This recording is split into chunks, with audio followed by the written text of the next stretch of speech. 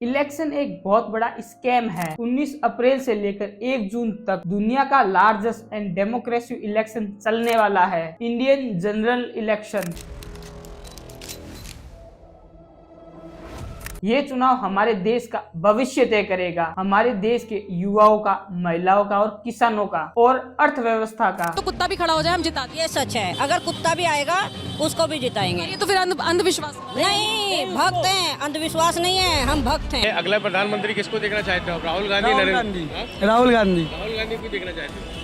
ऐसे ही बस पसंद है। ऑब्वियसली आम आदमी पार्टी से आई मीन फ्री बिजली, फ्री सारी चीजें किसको नहीं पसंद। गैस सिलेंडर 1000 के ऊपर हो गया। हम तो 5000 में भी सिलेंडर ले लेंगे, 5000 नहीं 25,000 में भी ले लेंगे, मगर चाहिए हमारे को Modi.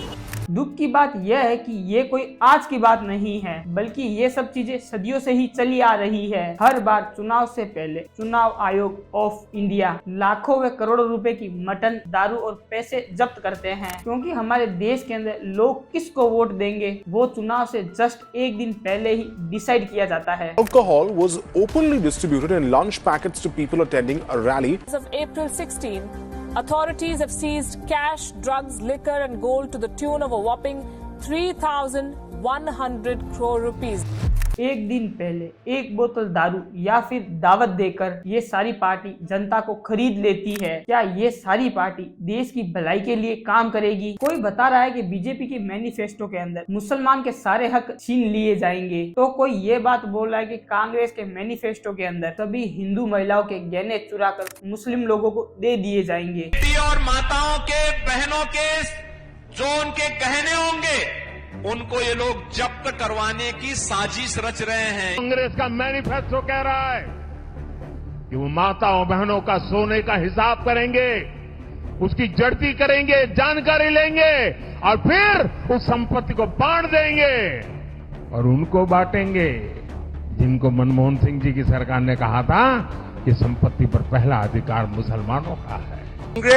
Congress party's manifesto has been prepared in a way that they win election in Pakistan. चुनाव के दौरान पार्टी किसी भी हद तक जाकर लोगों को एक दूसरे के खिलाफ डराना व धमकाने लगती है, लेकिन हम सब लोग इस चीज के अंदर नहीं पड़ेंगे और बीजेपी की इन मुद्दों पर आखिर क्या बात करें। उन सब लोगों का तो पता ही होगा, उन लोगों ने तो ओपनली कहा भी है सीएए को पूरे इंडिया के अंदर लागू करेंगे और यूसीसी को भी लेकर आएंगे। किसानों को एमएसपी बढ़ाकर जरूर देंगे, लेकिन एमएसपी की कोई भी गारंटी दी नहीं गई है। बीजेपी का नंबर 1 क्रिटिसिज्म यह है कि वो एक प्रो हिंदुत्व पार्टी है, हिंदू उसके वोट बैंक है। तो इन सब के मैनिफेस्टो में यह बात कही गई है, लॉर्ड राम की लेगेसी को डॉक्यूमेंट करेंगे, मतलब भगवान श्री राम श्रीलंका जाने पर अगर कोई प्रूफ है तो बीजेपी उस प्रूफ को डॉक्यूमेंट्री करेगी। वो कंबोडिया के अंदर अंकुरवाट टेम्पल भी बनाएगी। बीजेपी का यह सब कहना है कि वो इंडिया को 3rd लार्ज डेमोक्रेसी बना देगी। इनका कहना है कि वो इंडिया के अंदर इन सारे सेक्टर के अंदर ग्लोबल और मैन्युफैक्चरिंग हब बनाना चाहती है। बेसिकली इन्हें इंडिया के अंदर एक अलग से चाइना बनाना है, जहां पर फॉरेन कंपनियां आकर जॉब क्रिएट करे और नीडल से लेकर आईफोन तक सब कुछ इंडिया के अंदर ही मैन्युफैक्चर हो। बीजेपी भारत को फर्स्ट पॉलिसी के तहत भारत ग्लोबल आउट के वाइज बनाने के लिए काम करेगी और इंडिया को यूएन में परमानेंट मेंबर बनाने में इनका पूरा लक्ष्य है, जिससे इंडिया पूरे हर एक देश के अंदर जो इंडिया के कल्चर और लैंग्वेज, क्लासिकल म्यूजिक और इंडिया आयुर्वेद नॉलेज को उन सारी कंट्रियों के अंदर प्रमोट करेंगे। बीजेपी की मैनिफेस्टो की बात करेंगे तो उनकी जितनी भी पुरानी स्कीम थी उन सभी स्कीम को वो एग्रेसिवली प्रमोट करना चाहते हैं। पेपर लीक के लिए